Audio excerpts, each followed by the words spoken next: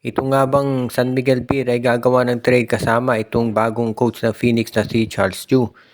Kabilang yan dito sa mga option doon na pinag-aaralan ng SMB ngayon dahil syempre alam na ninyo na meron itong mga top players ng Phoenix na available na for trade. Ngayon, itong San Miguel bukod sa Phoenix ay pinag-iisipan din daw kung makakukuha sila ng oportunidad na maidagdag do sa lineup naman nila itong si Alex Stockton. Alam natin na itong si Alex Stockton, sinabi ng Converge na hindi rin yan available for trade. Pero ang San Miguel daw ay interested na i-offer itong si Chris Miller o kaya si Wamit Yongson na kapalit niyan. Tignan natin kung papayag itong si Delta Pineda sa ganyang klaseng trade offer ng SMB.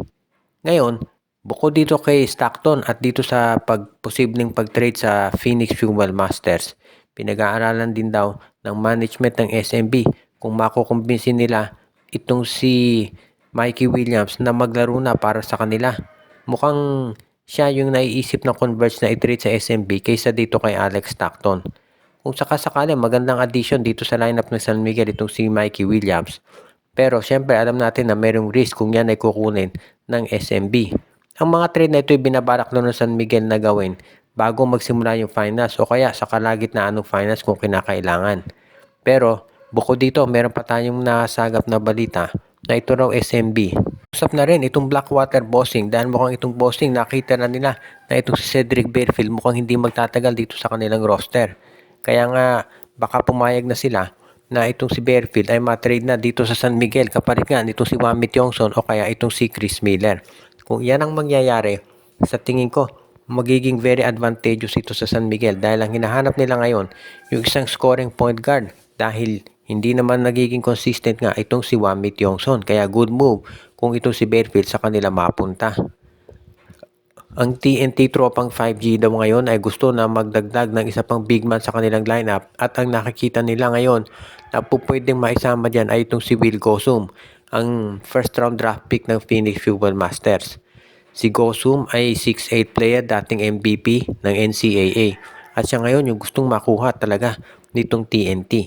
Ang problema lang parang hindi kasama si Gosum doon sa mga players na gustong i-trade ng Phoenix.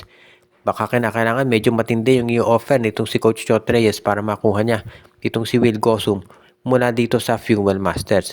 Kung sakasakali na magkaroon nga ng Will Gosum itong TNT, magiging mas formidable yung kanilang frontcourt dahil syempre hindi naman biro yung nagiging takbo ng opensa ng TNT kapag nandyan si Gosum. Alam na natin nandyan sila Poy Eram, Kelly Williams, Brandon Rosser at Calvin Oftana. So kung dadagdagan mo pa ng Will Gosum, talagang mabigat na yan. Ngayon, ang magiging sabihin natin usapan dito, sino kaya yung ibibigay ng TNT na kapalit dito kay Will Gosum? Dahil bilang independent team, ang Phoenix Fuel Masters naman, hindi yan papayag na basta-basta na lamang na ibigay ang nasabing first round draft pick.